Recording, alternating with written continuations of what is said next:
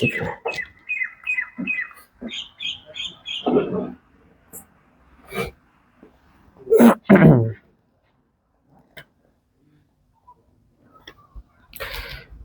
آج ہمارا یہاں پہ بیٹھنے کا جو مقصد ہے وہ اللہ رب العالمین کا جو کلام ہے، جو اس کی دی ہوئی تعلیمات ہیں، ان کے حوالے سے میں اپنی کم علمی، کم فہمی، ناقص علمی کے باوجود کچھ چیزیں آپ کے سامنے پیش کروں گا بطور تذکیرً۔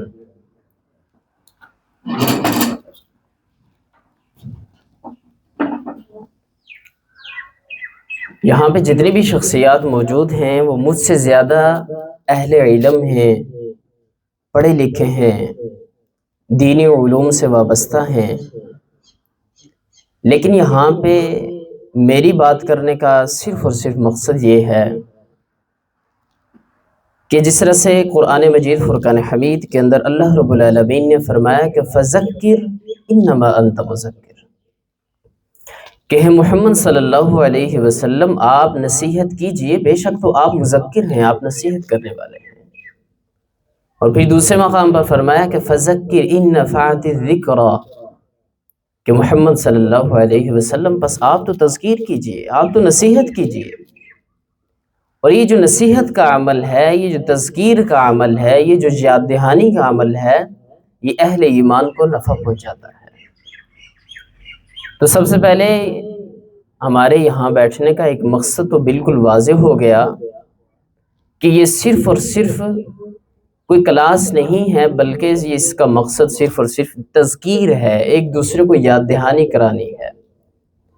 اس سبق کو یاد کرنا ہے کہ جو اللہ رب العالمین نے مجھے اور آپ کو بتلایا تھا اور ہم بھول گئے۔ ظاہر ہے پرفتن زندگی ہے، زندگی کی رنگینیاں ہیں، اور انسان صبح و شام اپنی زندگی کے اندر، زندگی کی رنگینیوں کے اندر وہ اللہ رب العالمین کا دیا ہوا جو سبق ہے، جو حضور صلی اللہ علیہ وسلم کی جو تعلیمات ہیں، وہ بھول جاتا ہے، یا کہیں نہ کہیں اس کے اندر نقص یا کمی آ جاتی ہے۔ تو انشاءاللہ العزیز آج کی مختصر گفتگو کے اندر یہی ہماری کوشش ہوگی کہ زیادہ سے زیادہ وہ جو ہم نے ایک سبق پڑھا تھا، جو اللہ رب العالمین نے ہمیں ایک سبق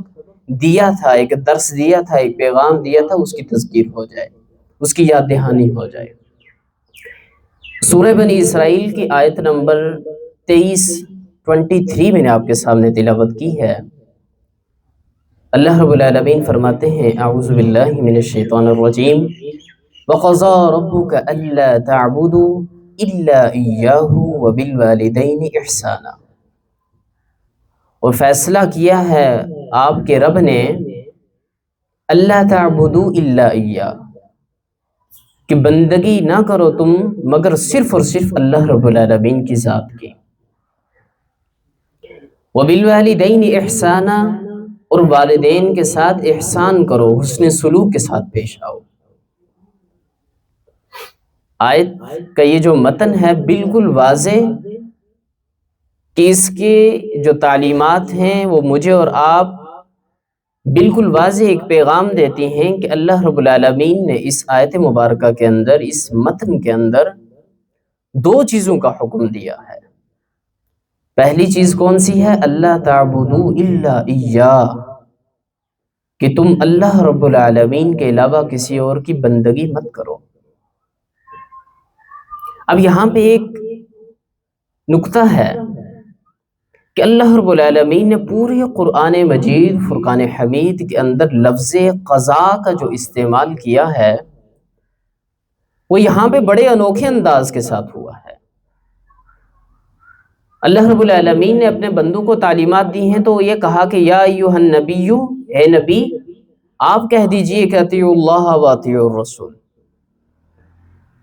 اسی طرح سے کہیں مقام پر اللہ رب العالمین نے قل کے ساتھ خطاب کیا ہے، کہیں پہ یا ایھا النبی، کہیں پہ یا ایھا الرسول، لیکن یہاں پہ اللہ رب العالمین فرماتے ہیں کہ وَقَضَى رَبُّكَ، ڈائریکٹ بتلا دیا گیا کہ آپ کے رب نے فیصلہ کر دیا، فیصلہ ہو چکا ہے۔ میرے رب کس چیز کا فیصلہ ہو گیا؟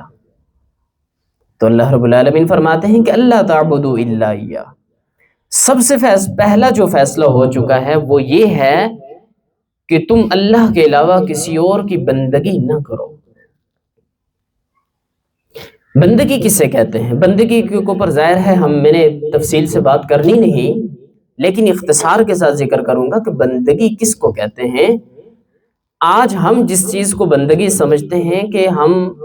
مذہب کی چند رسومات کو، عقیدے کو یا چند عبادات کو ہم اللہ رب العالمین کی بندگی سمجھ بیٹھے ہیں، اور باقی کی باقی جو ساری کی ساری زندگی ہے، اگر اس کو میں کہوں کہ 95% جو ہماری باقی کی جو زندگی ہے، جو طرز زندگی ہے، جو ہماری زندگی کے شعبہ جات ہیں، جو اس کے معاملات ہیں، جو زندگی کے مراحل ہیں، جو سارا کا سارا طرز زندگی ہے، ہم اسے بدقسمتی کے ساتھ بندگی رب سمجھتے نہیں، بلکہ اس سے کیا کرتے ہیں؟ بے دخل سمجھتے ہیں۔ تو بندگی کیا ہے؟ اللہ رب العالمین کی بندگی یہ ہے کہ انسان کی جب تک سانس قائم ہے، اور وہ سانس انسان کی جس زندگی کے اندر، جس شعبہ کے اندر چل رہی ہے، انسان کی رگوں کے اندر خون دوڑ رہا ہے، وہ سارا کا سارا جو وقت ہے وہ بندگی کے اوپر محیط ہوتا ہے۔ وہ ساری کی ساری زندگی بندگی کہلاتی ہے۔ آپ مسجد کے اندر ہیں تو تب بھی بندگی ہے، آپ مسجد کے باہر ہیں تو تب بھی بندگی ہے، آپ کھیل کے میدان کے اندر ہیں تو تب بھی بندگی ہے، اگر آپ اس کو سمجھ لیں۔ آپ اپنے گھر کے اندر ہیں، اپنی ازدواجی زندگی ہے، آپ کی انفرادی زندگی ہے، آپ کی اجتماعی زندگی ہے، آپ کی سیاست ہے، آپ کا سماج ہے، آپ کی معاشرت ہے، آپ کی پوری زندگی، آپ کے بین الاقوامی سطح کے اوپر جو آپ کے امور ہیں، یہ ساری کی ساری بندگی کہلاتی ہے۔ اور اللہ کے نبی صلی اللہ علیہ وسلم نے اپنی حیات کے اندر بڑے ہی خوبصورت انداز کے اندر بندگی کا نقشہ کھینچ کے دکھلایا، اپنی زندگی سے ثابت کر کے دکھلایا کہ میں کیسے اللہ کی بندگی کروں اور تم اس کی پیروی کرو اور اس کی اتباع کرو۔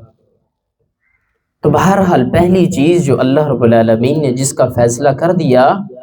وہ ہے اللہ تعبدوا الا ایہ، کہ تم اللہ کے علاوہ کسی کی بندگی نہ کرو۔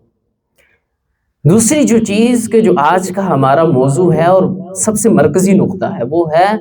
وبالوالدین احسانا، اور والدین کے ساتھ احسان اور حسن سلوک کے ساتھ پیش آؤ۔ اب دیکھیے کہ اللہ رب العالمین نے اپنی توحید، اپنی بندگی اور اپنی عبادت کے ساتھ متصلاً بعد جس چیز کا ذکر کیا وہ کیا ہے؟ وبالوالدین احسانا۔ تو کیا پتہ چلتا ہے کہ اس کائنات کے اندر ایک وہ محسن اعظم ہے اللہ رب العالمین کی ذات کے، جس نے انسان کی تخلیق کی، وہ ہمارا محسن ہے، وہ ہمارا خالق ہے، وہ ہمارا مالک ہے، لیکن اس نے جن اسباب اور جن ذرائع کو ہمارے لیے بنایا وہ ہمارے والدین ہیں، وہ ہماری والد اور ہماری والدہ ہیں۔ اور اسی لیے تو قرآن مجید فرقان حمید نے سورۃ الفاتحہ کے اندر اللہ رب العالمین کے لیے رب کا لفظ استعمال کیا، الحمدللہ رب العالمین، کہ تمام تعریفیں اس اللہ رب العالمین کے لیے کہ جو تمام جہانوں کا رب ہے۔ اور وہی رب کا الفاظ اللہ رب العالمین نے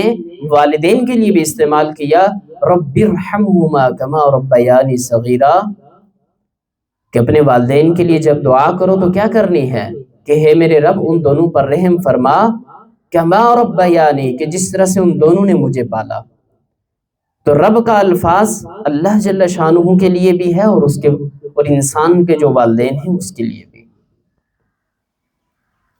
تو اللہ رب العالمین نے متصلاً بعد توحید کے بعد جس چیز کا ذکر کیا وہ کیا ہے؟ والدین کے ساتھ حسن سلوک۔ وبالوالدین احسانا اما یبلغن عندک الکبر احدہما او کلاہما۔ اب مزید اللہ رب العالمین اس ایک خوبصورت رشتے کو اس کی وضاحت کر رہے ہیں، مزید تعلیمات دی جا رہی ہیں، مزید درس دیا جا رہا ہے، مزید احساس کی دنیا کو کھول کر بیان کیا جا رہا ہے۔ میں یہاں پہ جملہ معترضہ کے اوپر یہ بات پھر ذکر کرنا چاہوں گا، اور میں اکثر یہ اوقات یہ چیز ذکر کرتا ہوں کہ آج اس وقت ہماری زندگی کے اندر سب سے زیادہ جس چیز کا فقدان ہے وہ ہے احساس کا فقدان۔ میں اور آپ اپنی زندگی کے اندر وہ جو احساسات کی ایک دنیا ہے، جو خاموشیوں کی ایک دنیا ہے، اس کے اندر میں اور آپ بہت کم قدم رکھنے کی کوشش کرتے ہیں۔ اور میری اور آپ کی یہ کوشش ہونی چاہیے کہ روزانہ رات کو سونے سے قبل ایک نہ ایک مرتبہ وہ احساسات کی دنیا کے اندر، وہ خاموشیوں کی دنیا کے اندر ایک قدم ذرا رکھ کے دیکھیں، ذرا اپنے دل و دماغ کے اندر اس کو دوڑا کے دیکھیں کہ اس وقت دنیا کے اندر کیا چل رہا ہے۔ میرے والدین ہیں، میرے بھائی ہیں، میرے اعز و اقربا ہیں، میرے رشتہ دار ہیں، میرے چاہنے والے، میرے پڑوسی، اور مجھ سے جو ایمان کا تعلق رکھنے والے اہل ایمان ہیں، آئے وہ کس زندگی کے اندر ہوں گے، وہ کس کرب کے اندر ہوں گے، وہ کس دکھ کے اندر ہوں گے، ان کی زندگی کے اندر اس وقت یہ جو موجودہ چلتی ہوئی سانسیں ہیں کیا حالات ہوں گے۔ یہ جو گزرتا ہوا ایک ایک لمحہ ہے، یہ جو گزرتا ہوا ایک ایک دقیقہ ہے، وہ ان کی زندگی کے اندر کیسا بسر کر رہا ہوگا، ان کی زندگی کا گزر بسر کیسے ہو رہا ہوگا۔ میں اور آپ اس وقت یہاں پہ بیٹھے ہیں تو آپ اس وقت دیکھیے یا احساس کی دنیا کے اندر جائیے تو بہت سارے افراد ایسے ہوں گے کہ کسی کے اوپر مصیبت ہوئی ہوگی، کوئی خون میں لوہان ہوا ہوگا، اس کا پورا جسم اور جسد، اسی طرح سے کوئی ماں ایسی بھی ہوگی کہ جو تڑپ رہی ہوگی اپنے بیٹے کے لیے، اور کوئی بیٹا ایسا ہوگا کہ جو اپنی ماں کے لیے تڑپ رہا ہوگا، کوئی والد ایسا ہوگا کہ جو کیا ہوگا اپنے بیٹے کی جدائی کے اندر اس کی آنکھیں اشکبار ہوئی ہوں گی۔ تو یہ جو دور ہے یہ پرفتن دور ہے، یہ احساسات کی دنیا کے اندر مجھے اور آپ کو جانے کی ضرورت ہے،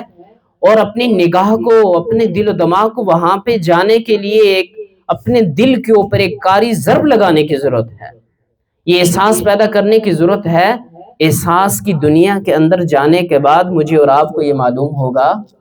کہ واقعتاً میری جو زندگی ہے وہ کتنی سہل اور آسان ہے، اور باقی جو میرے والدین ہیں، جو میرے بھائی ہیں، جو میری بہنیں ہیں، جو میرے رشتہ دار ہیں، جو میرے پڑوسی ہیں، وہ کس دکھ اور درد اور کرب کی کیفیت کے اندر ہیں۔ اس رات کا کیا دکھ ہو سکتا ہے کہ جب ہم نے پیٹ بھر کے کھانا کھایا ہو اور ہمارا جو پڑوسی ہے وہ بھوکے پیٹ سویا ہو۔ حضرت عمر فاروق رضی اللہ تعالیٰ عنہ کا جو واقعہ میں اکثر یہ ذکر کرتا ہوں کہ حضرت عمر فاروق رضی اللہ تعالیٰ عنہ کی زندگی کا یہ معمول تھا کہ رات کو مدینہ کی گلیوں کے اندر گشت کیا کرتے تھے۔ اب وقت کے وزیر اعظم ہیں، امیر المؤمنین ہیں، لیکن رات کو مدینہ کی گلیوں کے اندر گشت کر رہے ہیں۔ آخر کیا پیغام اور کیا درس مجھے اور آپ کو حضرت عمر فاروق رضی اللہ تعالیٰ عنہ اپنی سیرت سے دے کر گئے؟ آخر ان کو کیا چاہیے تھا؟ وہ رات کی تنہائیوں کے اندر عیش و عشرت کے ساتھ اپنی زندگی بسر کر سکتے تھے، لیکن حضرت عمر فاروق رضی اللہ تعالیٰ عنہ ایک مرتبہ رات کو مدینہ کی گلیوں کے اندر گشت کر رہے ہیں تو کیا دیکھتے ہیں کہ بچوں کے رونے کی آواز سنائی دی۔ تو جب معاملہ ان کے سامنے پیش ہوا، جب انہوں نے تحقیق کی تو کیا دیکھتے ہیں کہ ایک ماں ہے، وہ ہانڈی کے اندر پتھر اور پانی ڈال کر اس کو ابال رہی ہے، اور اس سے بچوں کو ایک آس اور ایک سہارا مل رہا ہے کہ میری ماں ہمارے لیے، ہماری ماں کچھ نہ کچھ پکا رہی ہے، اور اسی سہارے کے اندر وہ رو بھی رہے ہیں، اور ماں یہ کہتی ہے کہ وہ سو جائیں گے۔ جب حضرت عمر فاروق رضی اللہ تعالیٰ نے پوچھا تو ماں نے کیا کہا کہ حقیقت تو یہ ہے، لیکن بچوں کے لیے ایک سہارا ہے کہ اس کیفیت کے اندر بچے اس ہانڈی کی آواز کو سنیں گے اور یہ سمجھیں گے کہ میری ماں جو ہے کچھ نہ کچھ پکا رہی ہے، اور وہ اسی حالت میں سو جائیں گے۔ اور ساتھ میں کہنے لگے، وہ ماں کہنے لگی کہ وقت کا جو عمر ہے وہ ہمارا کوئی پتہ نہیں کرتا، اسے ہماری داد رسی کی کوئی فکر نہیں ہے۔ تو حضرت عمر فاروق رضی اللہ تعالیٰ عنہ وہیں سے پلٹتے ہیں اور جا کے خزانے سے آٹے کی بوری اٹھاتے ہیں اور کھانے پینے کا سامان اٹھاتے ہیں، اور جب اٹھا کے لانے لگے تو غلام کہنے لگا کہ ہے امیر المؤمنین آپ مجھے دے دیجئے، میں اٹھا کے لے جاتا ہوں۔ تو حضرت عمر فاروق رضی اللہ تعالیٰ عنہ کے وہ الفاظ کہنے لگے، آج اگر تم میرا بوجھ اٹھا لو گے تو بروز قیامت، بروز محشر کیا آپ میرا بوجھ اٹھا سکتے ہو؟ وہاں عمر کا بوجھ کون اٹھائے گا؟ وہیں پہ انہوں نے کندھے کے اوپر وہ سامان اٹھایا اور گھر کے اندر لایا اور اس عورت کے حوالے کیا۔ یہ احساس کی دنیا تھی۔ میری بات کرنے کا اور اس کا جو مرکزی نقطہ ہے وہ یہی ہے کہ میری اور آپ کی زندگی کے اندر دوسروں کے لیے کیا احساسات ہیں، کیا جذبات ہیں۔ کہیں ایسا تو نہیں ہے کہ صبح ہوتی ہے اور شام ہوتی ہے، زندگی یوں ہی تمام ہوتی ہے اور وہی سلسلہ چلتا آ رہا ہے، ہماری کھانے پینے کی روٹین وہی ہے، ہماری سونے جاگنے کی روٹین وہی ہے، ہمارے دفتر جانے کی اور واپس آنے کی بالکل وہی روٹین ہے۔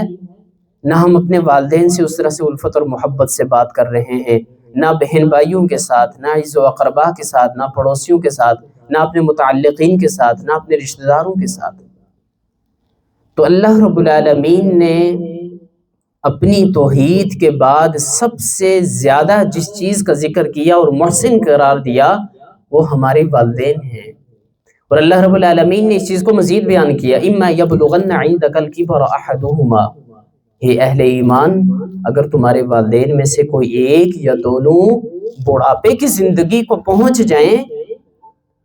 عندک الکبر احدہما او کلاہما فلا تقل لہما اف، تو ان سے اف تک بھی مت کرنا۔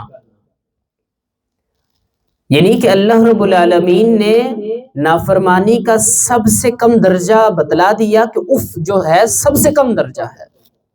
جسے اس وقت ہمارے معاشرے کے اندر کچھ نہیں سمجھا جاتا۔ ہم اپنے والدین سے اس طرح کا انداز اختیار کرتے ہیں، ہمارا اس طرح کا رویہ ہوتا ہے، لیکن قرآن مجید فرقان حمید نے اس رویے کو بیان کیا ہے اور سب سے کم تر درجہ جو گناہ کا ہے اس کو بیان کیا کہ لفظ اف تک بھی نہیں کہنا۔ اس سے اوپر کی باتیں، اس سے اوپر کی تلخ نوائی، اس سے اوپر وہ والدین کے ساتھ ترشی اور جذبات، وہ والدین کے ساتھ زبان لڑانا، وہ زبان درازی، وہ تو حرام، وہ تو حرمت کے اوپر سے اوپر درجے میں ہے۔ اللہ رب العالمین نے تو اف تک کے اس کے اوپر کیا کر دیا؟ حرام کر دیا۔ اب دیکھیے زندگی کے ایک ایسے مرحلے کو بیان کیا گیا کہ والدین جب بڑھاپے کو پہنچتے ہیں تو ان کی عادت کچھ بچوں کی سی ہو جاتی ہے، اس کے اندر دوبارہ سے بچپنا لوٹ کے آ جاتا ہے۔ والدین بہت ساری چیزوں کے اندر ایک ضد اور اصرار کے اوپر چلے جاتے ہیں، وہ اپنی بچوں سے محبت بھی کر رہے ہوتے ہیں لیکن اپنی منوانے کی کوشش بھی کر رہے ہوتے ہیں۔ تو قرآن مجید فرقان حمید نے خاصتاً اس مرحلے کو بیان کیا ہے کہ ایک ایسا مرحلہ ہے کہ ہے میرے بندے اور ہے میری بندگی، ہے میری بندی، تیری زندگی کی ساری عبادت اور تیری زندگی کی ساری نیکیوں کا سب سے بڑا جو امتحان ہے وہ یہی ہے کہ جب تیرے والدین بڑھاپے کو پہنچ جائیں اور تیرا ان کے ساتھ کیا رویہ ہوگا، تیرا ان کے ساتھ کیا سلوک ہوگا۔ اب پھر اللہ رب العالمین نے یہاں پہ بات کو ختم نہیں کیا، فَلَا تَقُلْ لَهُمَا اُفٍّ، ان سے اف تک بھی نہیں کہنا، مزید بیان کیا وَلَا تَنْهَرْهُمَا، انہیں جھڑکنا بھی نہیں ہے، والدین کو اف تک بھی نہیں کہنا اور جھڑکنا بھی نہیں، یہ بھی حرام ہے۔ وَقُلْ لَهُمَا قَوْلًا كَرِيمًا، ہے میرے رب کرنا کیا ہے؟ تو اللہ رب العالمین بتلاتے ہیں کہ وَقُلْ لَهُمَا قَوْلًا كَرِيمًا، اور اپنے والدین سے، دونوں سے، والد اور والدہ دونوں سے بہترین انداز کے اندر، پیار اور محبت کے اندر، خلوص نیت کے ساتھ، محبت کے جذبات کے ساتھ، حسن سلوک کے ساتھ ان سے گفتگو کرنی ہے۔ اللہ رب العالمین نے یہاں پہ کریم کا لفظ استعمال کیا ہے جو خود اللہ رب العالمین نے اپنی ذات کے لیے استعمال کیا۔ اب یہاں پہ تھوڑی دیر کے لیے رک کر میں اور آپ اپنے گریبان میں جان کر دیکھیں کہ ہم نے اپنی زندگی کے اندر والدین کے ساتھ کیسا وقت بتایا ہے، کیسی زندگی بسر کی ہے۔ کیا میرے اور آپ کے والدین جب اس دنیا سے چلے گئے یا موجود ہیں تو کیسے ان کے ساتھ ہمارے رویے ہیں، اور اگر اس دنیا سے چلے گئے تو کس حال میں چلے گئے؟ کیا میرے اور آپ کے والدین مجھ سے راضی تھے، آپ سے راضی تھے یا نہیں تھے؟ یہ کچھ سوالات ہیں کہ جو ابھی نہیں تو کبھی وقت نکال کر اپنی زندگی کے اندر اس کا اہتمام کیجئے اور اپنا محاسبہ کیجئے۔ اور اگر ہاں بدقسمتی کے ساتھ کہیں نہ کہیں اپنے والدین کے ساتھ کوتاہی ہوئی ہے تو اس کا ازالہ کیسے ہوگا، وہ اگلی آیات کے اندر اللہ رب العالمین نے بتلا دیا ہے۔ اللہ کے نبی صلی اللہ علیہ وسلم کی مشہور حدیث ہے، آپ نے سنی ہوگی، رمضان میں اکثر اوقات خطبہ اس کو بیان کرتے ہیں۔ اللہ کے نبی صلی اللہ علیہ وسلم نے ایک موقع کے اوپر ممبر کے اوپر قدم رکھے تو آمین کہنے لگے، تو صحابہ نے بعد میں پوچھا کہ اللہ کے رسول صلی اللہ علیہ وسلم آخر کیا ماجرا ہے؟ آج سے قبل تو کبھی ایسی کوئی آپ کا کلام یا آپ کی ایسی گفتگو نہیں سنی، خاموشی ہے، سکوت چھایا ہے اور آپ آمین کہہ رہے ہیں، کسی قسم کی کوئی دعا تو نہیں ہو رہی۔ تو اللہ کے نبی صلی اللہ علیہ وسلم نے فرمایا کہ میرے پاس جبرائیل امین آئے تھے اور انہوں نے آ کے بد دعا دی کہ وہ شخص کی ناک خاک آلود ہو جائے، وہ شخص برباد ہو جائے کہ جس نے رمضان المبارک کو پایا اور اپنی بخشش نہ کروا سکا۔ تو اللہ کے نبی صلی اللہ علیہ وسلم نے اس بد دعا کے اوپر آمین کہا۔ پھر حضرت جبرائیل امین نے یہ کہا، یہ بد دعا دی کہ کوئی شخص حضور صلی اللہ علیہ وسلم کا نام گرامی سنے اور اس کے اوپر درود نہ بھیجے، تو اللہ کے نبی صلی اللہ علیہ وسلم نے اس کے اوپر بھی آمین کہا۔ تیسری بد دعا کہ جو حضرت جبرائیل امین نے وہ کی اور اللہ کے نبی صلی اللہ علیہ وسلم نے اس کے اوپر آمین کہا، وہ کون سی بد دعا تھی؟ کہ وہ شخص برباد ہو جائے کہ جس نے اپنے والدین میں سے دونوں کو یا ایک کو اپنی زندگی کے اندر بڑھاپے میں انہیں پایا، وہ بوڑھے تھے، اپنی زندگی کے اندر انہیں پایا اور ان کی خدمت کر کے جنت کا مستحق نہ ٹھہر سکا، تو اللہ کے نبی صلی اللہ علیہ وسلم نے فرمایا آمین۔ اب حساب لگا لیجئے کہ اللہ کے نبی صلی اللہ علیہ وسلم کا عفو و درگزر، آپ کی اپنی امت کے لیے محبت، اپنی امت کے لیے شفقت، اپنی امت کے لیے رونا، اپنی امت کے لیے تڑپنا۔ لقد جاءکم رسول من انفسکم عزیز علیہ ما عنتم حریص علیکم، یہ آیت کیا بتلاتی ہے؟ اللہ کے نبی کی اپنی امت کے لیے کتنی محبت تھی،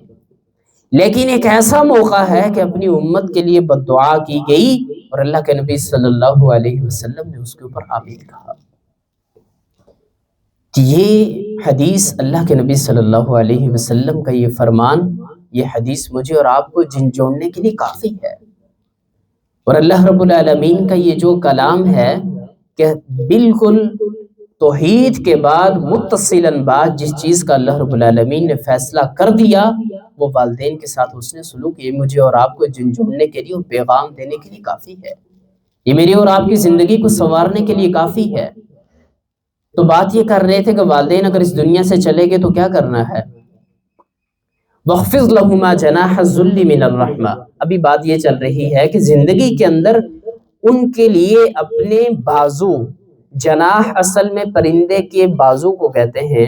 لیکن یہاں پہ انسان کے بازو سے اسے تعبیر کیا گیا کہ آپ نے اپنی زندگی کے اندر اپنے والدین کے لیے بڑی عجز اور انکساری کے ساتھ ان کے سامنے پیش آنا ہے۔ وَخْفِضْ لَهُمَا جَنَاحَ الذُّلِّ مِنَ الرَّحْمَةِ، ذل کے بھی یہ لفظ آئے ہیں، عاجزی کے، اور رحمت کے لفظ بھی آئے ہیں، گویا کہ ہمگیر اور ہمتن آپ نے اپنے والدین کے لیے رحمت اور شفقت بن جانا ہے۔ وَخْفِضْ لَهُمَا جَنَاحَ الذُّلِّ مِنَ الرَّحْمَةِ وَقُلْ رَبِّ ارْحَمْهُمَا كَمَا رَبَّيَانِي صَغِيرًا، اور جب اس دنیا سے وہ چلے گئے تو کیا دعا کرنی ہے کہ ہے میرے رب ان دونوں پر رحم فرما، کما ربیانی صغیرہ، کہ جس طرح سے ان دونوں نے مجھے چھوٹی عمر کے اندر پالا۔ اللہ کے نبی صلی اللہ علیہ وسلم نے ایک حدیث کے اندر اس کی وضاحت فرمائی کہ جب والدین اس دنیا سے چلے جاتے ہیں تو ان کے ساتھ حسن سلوک کی 4 صورتیں ہیں۔ آپ اپنے والدین کے ساتھ دنیا سے جانے کے بعد کیسے حسن سلوک کے ساتھ پیش آ سکتے ہیں؟ سب سے اول والدین کی وفات ہوئی تو سب سے پہلے جو ان کے ساتھ حسن سلوک ہے کہ آپ نے والدین کی نماز جنازہ پڑھنی ہے، یہ سب سے پہلا حسن سلوک ہے۔ پھر دوسرے نمبر پر اللہ کے نبی صلی اللہ علیہ وسلم نے فرمایا کہ اپنے والدین کے لیے دعا اور استغفار کا اہتمام کرنا ہے۔ پھر تیسرے نمبر پر اللہ کے نبی صلی اللہ علیہ وسلم نے فرمایا کہ والدین کے ساتھ جو آپ نے وعدے کیے تھے ان وعدوں کو پورا کرنا ہے، عہد وفا نبھانا ہے۔ اور چوتھے نمبر پر اللہ کے نبی صلی اللہ علیہ وسلم نے فرمایا کہ والدین کے جو رشتہ دار تھے آپ نے ان کے ساتھ بالکل اسی طرح سے پیش آنا ہے جس طرح سے والدین پیش آ رہے تھے۔ والدین کے جو دوست تھے آپ نے ان کے ساتھ بالکل اسی طرح سے تعلقات قائم رکھنے ہیں، ان کا اسی طرح سے احترام اور عزت کا وہ پہلو اپنی زندگی کے اندر بیدار رکھنا ہے کہ جس طرح سے والدین کے ان کے ساتھ تعلقات تھے۔ تو یہ 4 چیزیں ہیں کہ جو والدین کی وفات کے بعد ان کے لیے کیا ہیں؟ حسن سلوک ہیں۔ اسی طرح سے والدین کے اندر مزید میں اس چیز کو ذکر کروں گا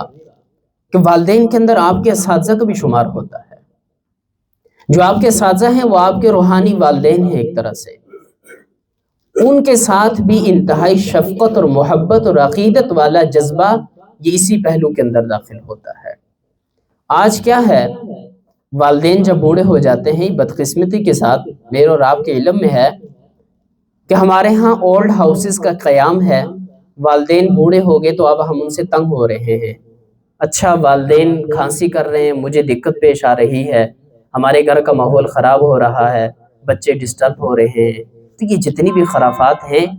یہ مغرب سے آئی ہیں ہمارے پاس۔ اللہ کے نبی صلی اللہ علیہ وسلم کا یہ دین نہیں تھا، میں اور آپ جس کے امتی ہیں اس کا یہ دین نہیں ہے۔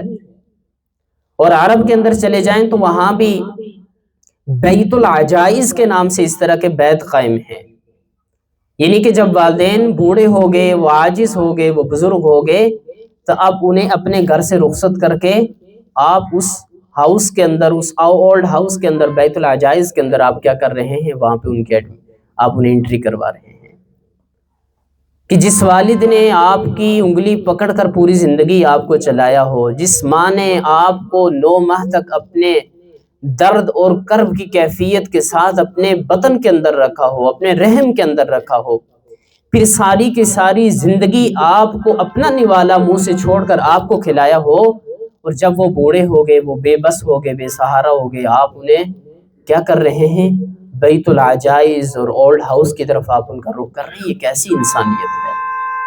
یہ تو انسانیت سے گری ہوئی بات ہے، یہ تو فطرت کے بھی مخالف ہے۔ اللہ کے نبی صلی اللہ علیہ وسلم کی احادیث ایک طرف، اللہ رب العالمین کا کلام ایک طرف، صرف اگر انسانیت کی نگاہ سے اس چیز کو دیکھا جائے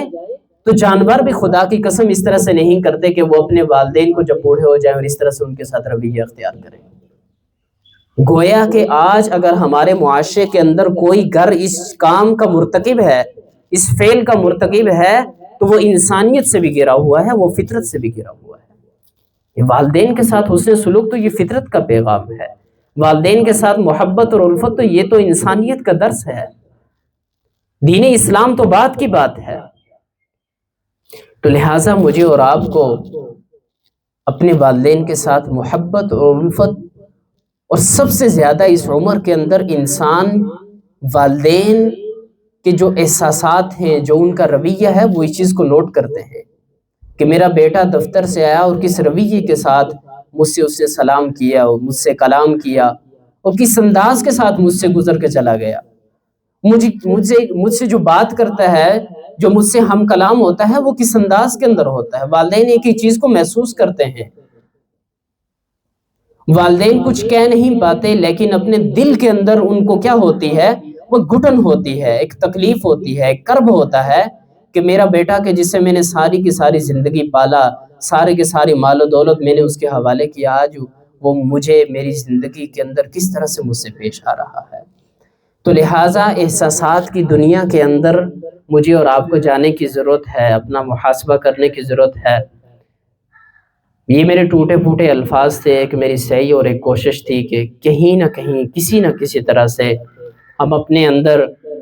اس احساس کو بیدار کر سکیں، اپنے اس مردہ دل کو دوبارہ سے جلا بخش سکیں۔ وہ سارے کے سارے جو پھول، جو اتنے خوبصورت گل تھے، وہ جو مرجھا چکے ہیں، ہم دوبارہ سے ان کو کیا کریں؟ انہیں پانی دے سکیں، انہیں سیراب کر سکیں، دوبارہ سے وہ ہماری گلشن کا، ہماری بہار کا حصہ بن سکیں۔ اس کے لیے مجھے اور آپ کو اہتمام کرنے کی ضرورت ہے۔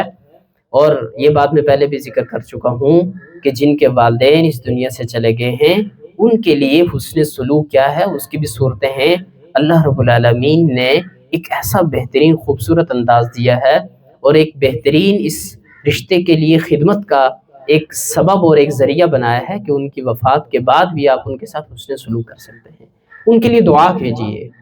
ان کے نام پر آپ صدقہ کیجئے، ان کے لیے آپ اپنی پوری کی پوری زندگی کو صدقہ جاریہ بنائیے، ان کے جو اچھے اچھے کام تھے ان کو برقرار رکھیے، ان کے جو اعز و اقرباء ہیں، جو ان کے رشتہ دار ہیں، جو ان کے دوست ہیں، ان کے ساتھ اچھے انداز سے پیش آئیے. تو یہ والدین کے ساتھ کیا ہے؟ حسن سلوک ہے. ہم اللہ رب العالمین سے دعا گو ہیں کہ اللہ رب العالمین سب سے پہلے مجھے ان باتوں پر عمل پیرا ہونے کی توفیق عطا فرمائے، اور ہم سب کو اللہ رب العالمین کے حضور توبہ کرنے، والدین کے لیے حسن سلوک کے ساتھ پیش آنے کی توفیق عطا فرمائے. وآخر دعوانا ان الحمد للہ رب العالمین.